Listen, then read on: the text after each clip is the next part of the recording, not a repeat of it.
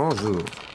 Aujourd'hui, je vais vous conter l'histoire de l'ère technique, de l'an 1510 à 1638. En 1510, les intellectuels Kilian, Luhyun et Yule formèrent un groupe restreint de scientifiques. Ils créèrent un laboratoire sous-marin dans la mer Tika pour être loin de leurs copieurs confrères. Tous trois Eudonais, ils vivèrent en colocation dans une maison. Un soir, celui du 38 avril 1512, ils remarquèrent que Siurk, leur confrère mégalomane, les suivait depuis quelques jours lors de leur déplacement quotidien. Alors, ils eurent une idée de génie. Ils créèrent le téléporteur portatif, leur permettant ainsi de se déplacer sans risque d'être suivis. Aussi, ils renforcèrent la sécurité du LSM, ou laboratoire sous-marin, pour que seules les personnes membres de leur groupe puissent y accéder. En 1514, un jeune Yeu, nommé Yoni, voulut effectuer un stage dans leur laboratoire. Ravi d'avoir un nouveau compagnon, Yule accepta, tout comme sa femme enceinte Luhyun. Kilian, quant à lui, resta sceptique. Pendant que Kilian et Luhyun travaillaient sur un dispositif de clonage holographique par la pensée, Yule répondit aux interrogations du jeune Yoni. Il lui montra des cuves de confinement expérimental, puis Yoni l'enferma dans l'une d'entre elles. 2 semaines plus tard, Kilian et Luhyun ont terminé leurs recherches. Ils recherchèrent alors Yule et, dans la salle des cuves, furent choqués. Yoni a coupé Yule en deux et lui a greffé une queue de bulon. L'expérience ayant échoué, il n'a pas survécu. Choqués de cette horreur, Kilian et sa sœur ne remarquèrent nullement Yoni derrière eux, qui réussit aisément à les assommer et les attacher. Lorsqu'ils revinrent à eux, Yoni appela Luhyun maman. Il se présenta. Il a 8 ans et il est le fils de Siurk. Soudain, Luhyun se souvint. En 1505, à l'université de Bilout, elle tomba amoureuse de son voisin de classe, Siurk.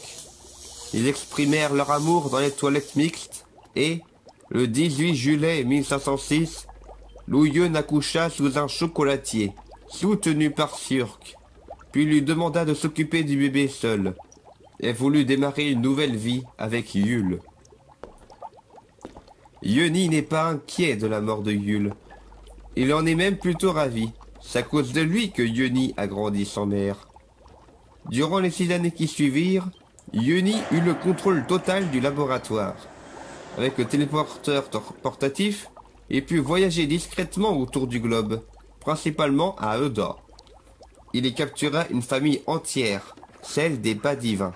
Avec les cuves, et en ayant capturé des bulons, Yoni réussit à fusionner Yeu et Bulon. Vous avez bien entendu. Yoni a changé les Badivins en Yeu-Bulon. Lors du processus, Yoni constata des effets secondaires à leur évolution. Les parents ont perdu un doigt à chaque main, le père a vu ses muscles gonfler, le fils a perdu du poids, et la fille a eu une poussée de croissance. Yoni constata cela en février 1520, lorsque lui et Yeodia eurent 14 ans. À peine eut-il remarqué la beauté attirante émanant de cette dernière, il fut contacté par holophone. Son père l'informa que la conquête de Patouk est en marche, et que Yoni doit y participer. Il partit alors à la colonisation, abandonnant les Badivins et les scientifiques otages sur place, avec de quoi survivre. 40 ans plus tard, en 1560, Yoni fut bouche bée. Alors que Kilian et Luhyun ont vieilli comme lui-même, les Yeu-Bulons sont aussi frais que lors de son départ. Le temps semble n'avoir aucun effet sur eux. Yoni fut sous le charme de la jeune Yeodia, qui, même si elle a le même âge que lui, a toujours un jeune corps de 14 ans. Il a sorti alors de sa cuve, la sachant amphibienne grâce à sa transformation, et l'amena dans un jacuzzi au dernier étage du laboratoire. Alors que Yoni se mit aussitôt à nu, Yodia préféra garder ses couvre-poitrines en noix de palmier. Yoni demanda Yodia en mariage, et elle accepta sous la condition qu'il libère sa famille, ce qu'il fit. Suite au mariage privé, Yoni fit construire d'autres laboratoires dans la mer Tika, afin de créer toute une population de yeux bulons. Il captura ainsi des dizaines de yeux et de bulons pour les fusionner. En rendant visite à Kilyon et Louyun, Yoni découvrit qu'il cachait le fils de Louyun, qui avait alors 40 ans. Il le prit sous son aile, tel un grand frère responsable. Ce dernier, prénommé Nyotan, voulut que son grand frère cesse d'exploiter les yeux. Yoni accepta et réfléchit à une nouvelle expérimentation. Durant la décennie qui suivit, Yoni et Nyotan capturèrent des Najins et des marteaux pour créer des Najins marteaux. En 1570, Kilyon et Louyun furent libérés par Yodia. Cette dernière en eut assez de la tyrannie de son mari. Ils se faufilèrent alors pour tuer Yoni, mais remarquèrent trop tard que Nyotan s'était déguisé en son grand frère. Louyun, horrifié, s'embrocha le cœur, choqué d'avoir tué son fils. Pour les punir de cette rébellion sanglante, Yoni enferma Kilyon et Yodia dans un cachot pour le restant de leurs jours. En 1583, Yoni força Yodia à avoir un enfant de sa part. Cette année-là, il finit aussi sa dernière invention, des Najins laser. Il s'agit de Najins ayant eu une greffe de laser sur la tête. Les Najins laser servirent de gardiens des laboratoires. En 1584, Yoni éleva seul son fils, qu'il baptisa Yeson. Durant les 16 années qui suivirent, il découvrit le secret des ébars et l'exploita pour créer les premiers véhicules zetoukiens. Des véhicules flottants, évidemment. En 1600, Yeson rendit visite à sa mère au cachot. Sur place, il la vit en pleurs, un corps dans ses bras. Le corps de Kilyon. Yeson se rendit compte que son père est un odieux personnage.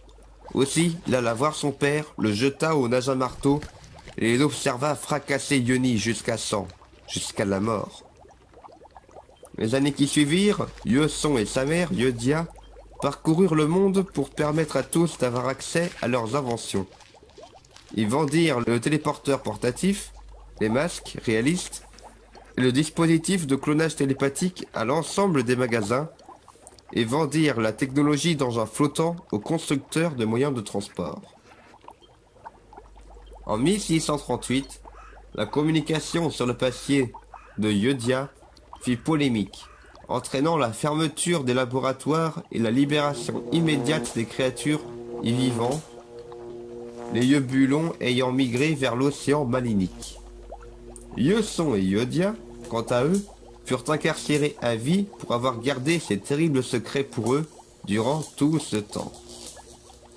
À demain pour de prochaines histoires de The Toucar.